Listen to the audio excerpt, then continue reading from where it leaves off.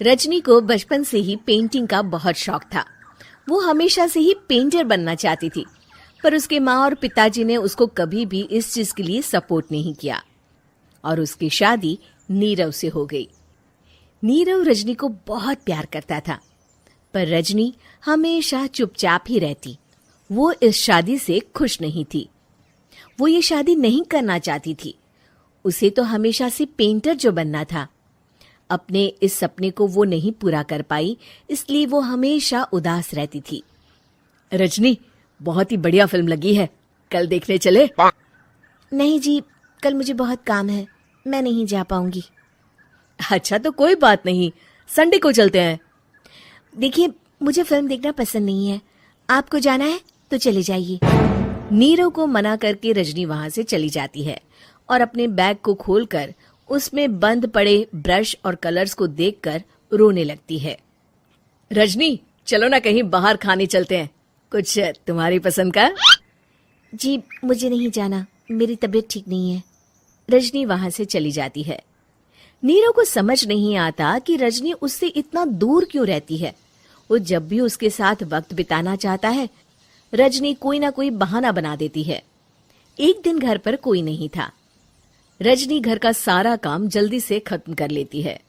घर पर अकेले होने के कारण वो सोचती है कि वो आज पेंटिंग करेगी। वो अपने कमरे में जाकर पेंट ब्रशेस और कलर्स निकालकर जैसे ही कलर मिक्स कर रही होती है कि दरवाजे पर बेल बज जाती है। अब कौन आ गया इस वक्त? इतनी मुश्किल से तो मुझे पेंट करने का मौका मिला है। रजनी दरवाजा खोलती है तो उसकी सास अपनी सहेलियों के साथ खड़ी होती है और सब घर के अंदर आ जाते हैं। अरे बहू, सबको शरबत बनाकर पिला दे, बाहर तो बड़ी गर्मी है। उफ। जी। रजनी पेंट ना कर पाने से उदास हो जाती है।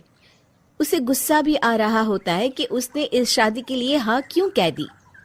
वो रसोई में जा रही होती है कि उसकी सास उसे रोकती है।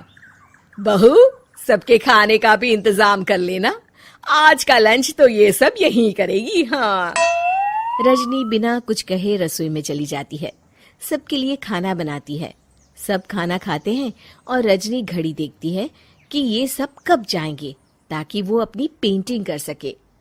जब शाम होती है तब सब चले जाते हैं अपने घर। अरे बहू, सब तेरे खाने की तो बहुत तारीफ कर रहे थे, सबको बहुत अच्छा लगा खाना। आपको मुझे सुबह बताना चाहिए था ना कि आपकी सहेलियां आ रही है। पता भी है कितना वक्त लगा सारा खाना बनाने में। अरे बहू, तू ऐसे कैसे बात कर रही है मुझसे? तो और कैसे बात करूं? मैं इस घर की कोई नौकरानी नहीं हूं कि इतना काम करूंगी। रजनी अपने कमरे में जाकर दरवाजा बंद कर लेती है। शाम को जब नीरव आता है तो उसकी माँ उसे पूरी घटना के बारे में बताती है। क्या रजनी ने आपसे इस तरह बात की माँ? हाँ, और पता नहीं उसे क्या हो गया है, शाम से बाहर भी नहीं आई है। मैंने तो कई बार आवाज दी, खाना भी नहीं खाया उसने। तू ही बात करके देख ले बेटा। नीरव अपने कमरे का दरवाजा खटखटाता है। रजनी, दरवाजा खोलो, मैं हूं। रजनी दरवाजा खोलती है और फिर वापस जाकर अपने बिस्तर पर लेट जाती है। रजनी, माँ से बात करने का ये क्या तरीका है? मैंने कोई गलत बात नहीं की है। अरे तुम क्यों ऐसे बर्ताव कर रही हो सबके साथ? क्या तुम इस शादी से खुश नहीं हो? रजनी कुछ नहीं बोलती। अरे बताओ मुझे रजनी, क्या ये शादी तुम्हारी मर्जी के खिलाफ हुई है? हाँ, मैं ये शादी कभी नहीं करना चाहती थी। तुमसे क्या, मैं किसी से भी शादी नहीं करना चाहती थी। रजनी रोने लगती है। चुप हो जाओ रजनी, बताओ मुझे, तुम क्यों नहीं करना चाहती थी शादी?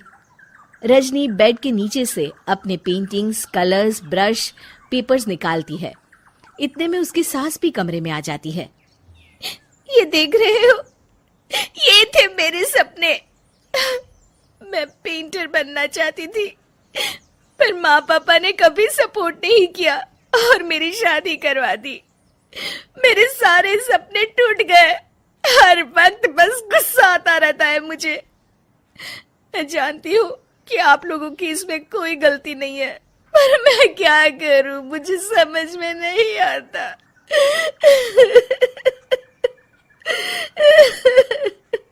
रजनी फूट फूट कर रोने लगती है। मुझे माफ कर दीजिए, आप दोनों के साथ मैं बहुत बुरा बर्ताव कर रही हूँ। अरे रजनी बेटा, चुप हो जाओ तुम। नीरव पानी लेकर आता है। ये लो पानी पियो और शांत हो जाओ। रजनी पानी पीती है और उसकी सास पेंटिंग्स देख रही होती है। अरे नीरव, हमें तो पता ही नहीं था कि हमारी बहू कलाकार है। अरे कितनी अच्छी पेंटिंग्स बनाई है, देखो तो। ये वाली तो मैं अपने कमरे में ले जाऊंगी। आपको ये पेंटिंग्स अच्छी लगी? अच्छी नहीं, बहुत अच्छी लगी। और तुमने हमें बताया क्यों नहीं? तुम जब चाहे पेंटिंग कर सकती हो रजनी। हम तुम्हारे सपनों को पूरा करने में तुम्हारा पूरा साथ देंगे। हाँ बेटा, हम कला की कद्र करते हैं। हम कलाकार तो नहीं, पर मुझे गर्व है कि मेरी बहू एक कलाकार है। रजनी, नीरव और सास तीनों हंस पड़ते हैं।